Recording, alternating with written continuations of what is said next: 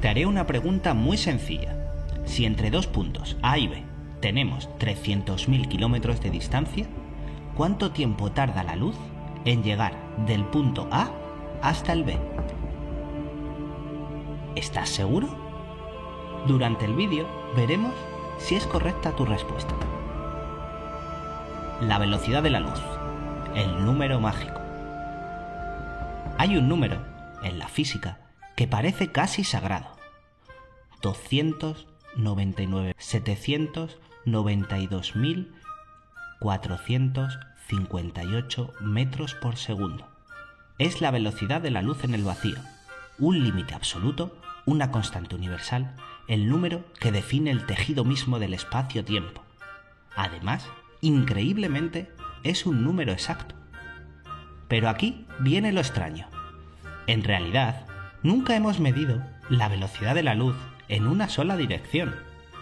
¿Y qué quiero decir con eso? Por definición, siempre se calcula a partir de dos puntos y una reflexión.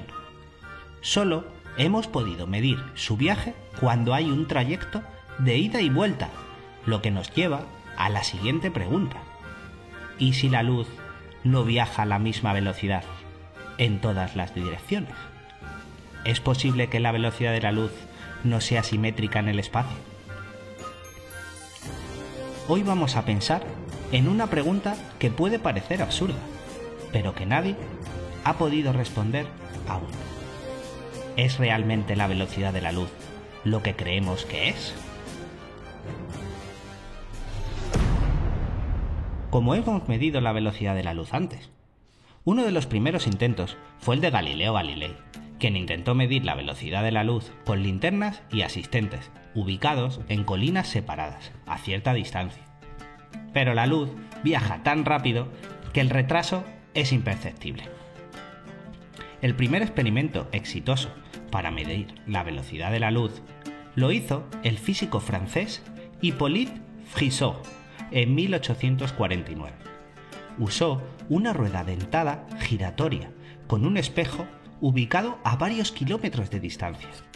Envió un rayo de luz a través de los huecos de la rueda hacia el espejo.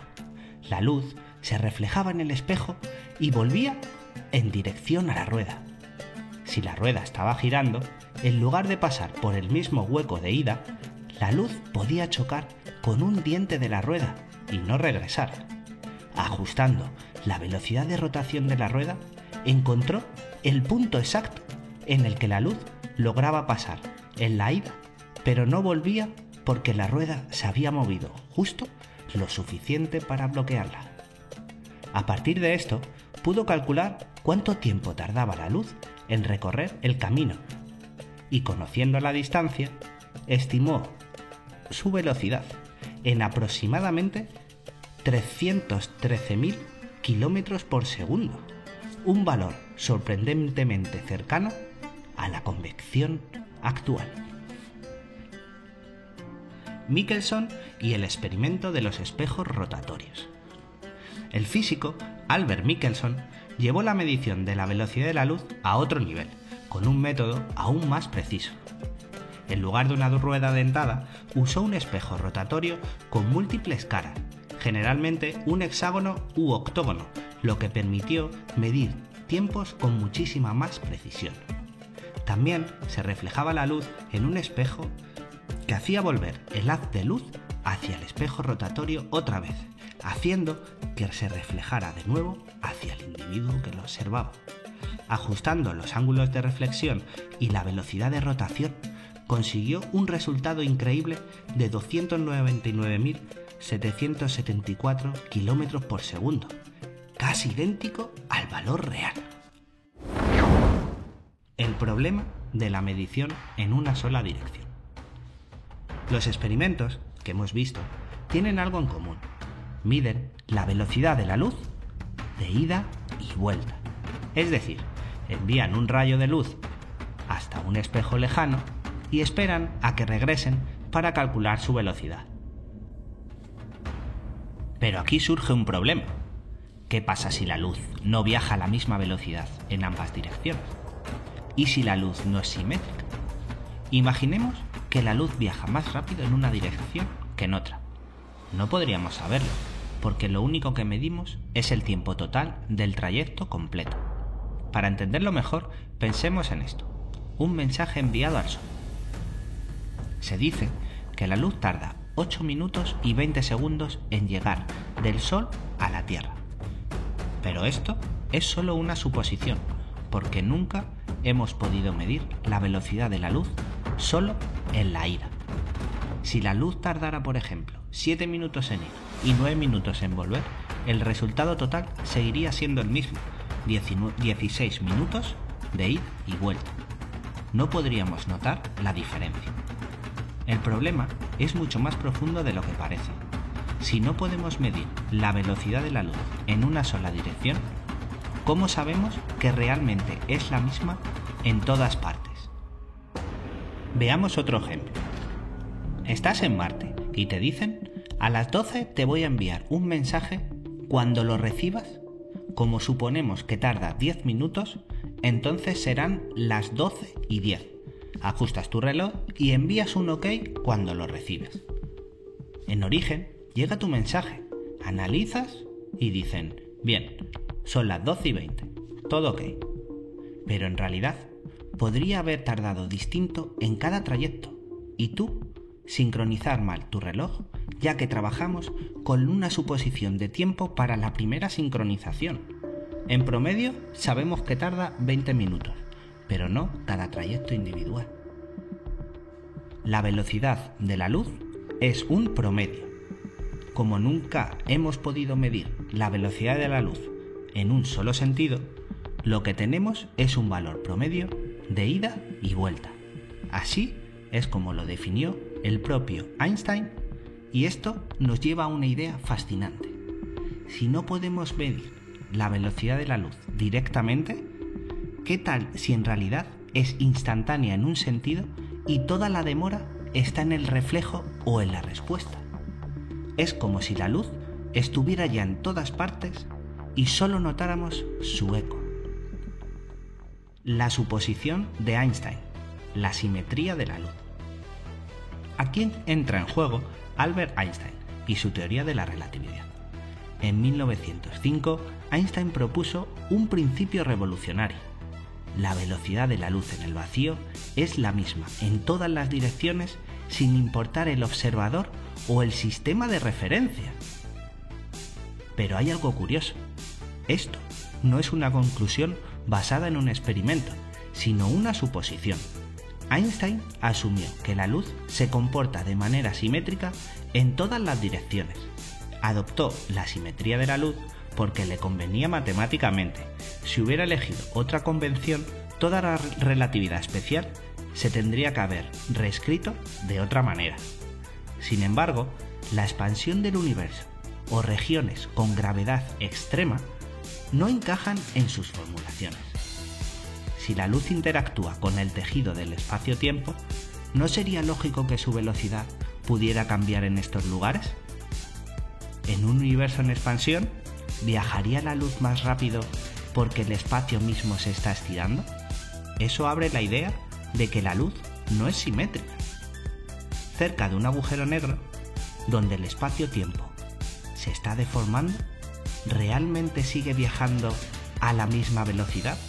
¿O solo nos parece así por nuestra perspectiva? Si el tiempo puede dilatarse según la velocidad, como dice la relatividad, ¿no podríamos decir que el espacio se contrae?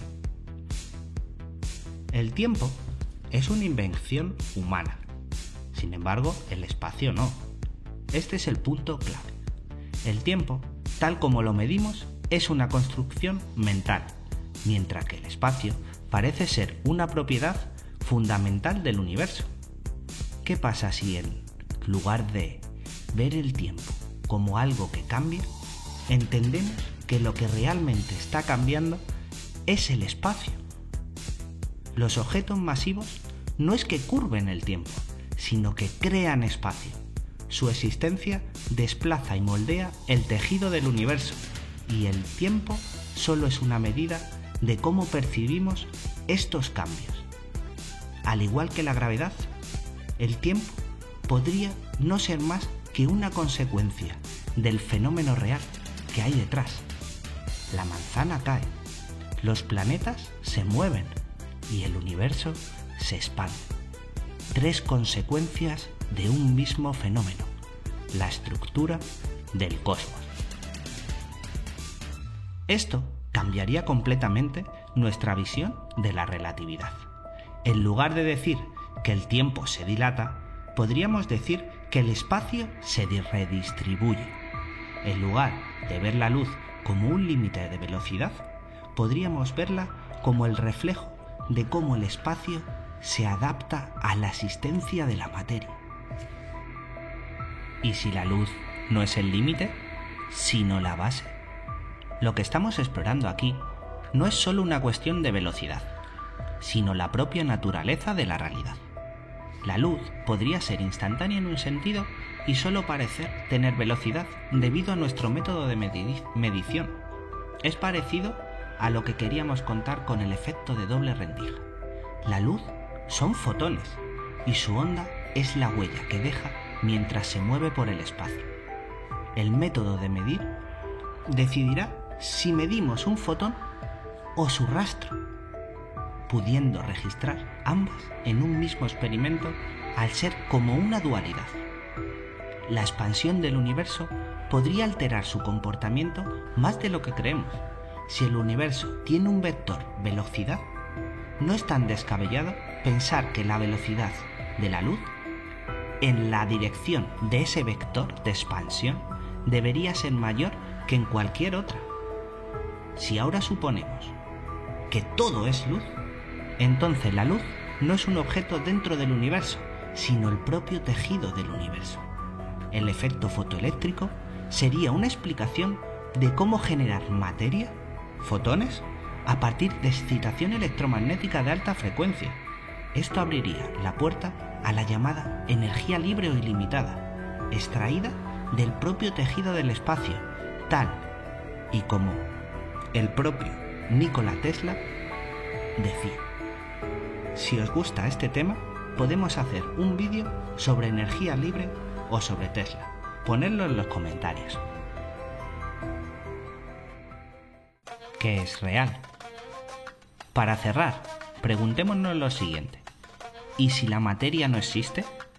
¿Y si solo hay luz y píxeles vacíos y nuestro cerebro es el encargado de decodificar qué frecuencias puedes ver con tus sentidos? Texturas, olores, colores, sabores, vibraciones, sonidos, pensamientos. ¿Son los pensamientos parte de lo que decodificamos o es intrínseco de nuestra naturaleza? ¿Existen distintos niveles de conciencia? Todos podemos identificar a nuestro ego, siempre está ahí, pero a veces hay otras conexiones, otros mensajes, otros yo, o tal vez simplemente otros. Cuando estudié el cerebro hace ya muchos años, algo que nos ayudó a descubrir la forma de extraer información útil de las señales de los encefalogramas, es que el cerebro tiene 2 características fundamentales. Las señales son fractales en todos los tipos de ondas cerebrales, algo increíble, ya que eso quiere decir que la señal del cerebro está hecha del propio resultado o señal final. Gracias a esto, elegimos un modelo matemático que se basaba en potenciar señales fractales, lo que aumentó increíblemente los resultados sin estos procesamientos matemáticos previos. Pero algo más increíble fue interpretar las ondas del cerebro como distintos canales de la realidad. Cuando estábamos despiertos, nuestro cerebro tiene más ondas beta, pero si estamos inspirados, llegamos a las ondas gamma, mucho más energéticas. Tesla decía que él realmente no escribía nada, no sabía nada. Él solo copiaba del universo cuando estaba inspirado. Como anécdota, nada más despertarnos, entramos también en un estado intermedio donde las ondas de sueño aún tienen en relevancia, y es cuando nuestro verdadero yo nos habla. Así que os animo a hacer el siguiente ejercicio. Después de un largo sueño, sin interrupciones, placentero. Cuando despertéis, escuchad un momento a vuestro subconsciente. Tiene algo para vosotros. Ese subconsciente desaparecerá rápido y el ego tomará otra vez el control de tu vida sin que te des cuenta. Si enlazamos todo esto con nuestro tema, el universo es un entramado de patrones, una red de nodos vibrantes donde la luz y la materia no son cosas separadas, sino manifestaciones de una misma estructura. Si la luz es la base y nuestro cerebro solo decodifica lo que puede percibir, ¿cómo sabemos qué es real y qué es una interpretación? Vemos colores, pero el color no existe sin una mente que lo interprete. Podemos decirle verde a un color, pero tu verde puede que sea en mi mundo el azul, pero ambos le hemos llamado verde desde pequeños. Oímos sonidos, pero el sonido solo es vibración que espera ser captada. Tocamos objetos, pero en realidad nunca los tocamos. Las fuerzas electromagnéticas impiden que nuestros átomos se fusionen con los del mundo. Nunca tocas a nadie, aunque sientas su textura, su calor, pero en realidad no estaría ahí. Es todo gracias a nuestro cerebro y a su interpretación. Entonces, ¿qué es la materia? ¿Es algo sólido y tangible o simplemente luz atrapada en patrones? Si la luz lo es todo y nuestro cerebro la traduce en una realidad, ¿podría ser que la conciencia misma sea solo otra manifestación de esta red de vibraciones?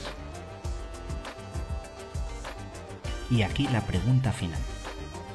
¿Somos pensamientos que emergen de la estructura del universo? ¿O la estructura del universo existe solo porque podemos pensar en ella? ¿Es el cerebro en sí mismo una estructura de orden superior que actúa como una interfaz entre lo material y lo real? Hasta aquí el vídeo. Espero que os haya gustado especular conmigo sobre qué es la luz y si su velocidad es lo que nos dicen o no.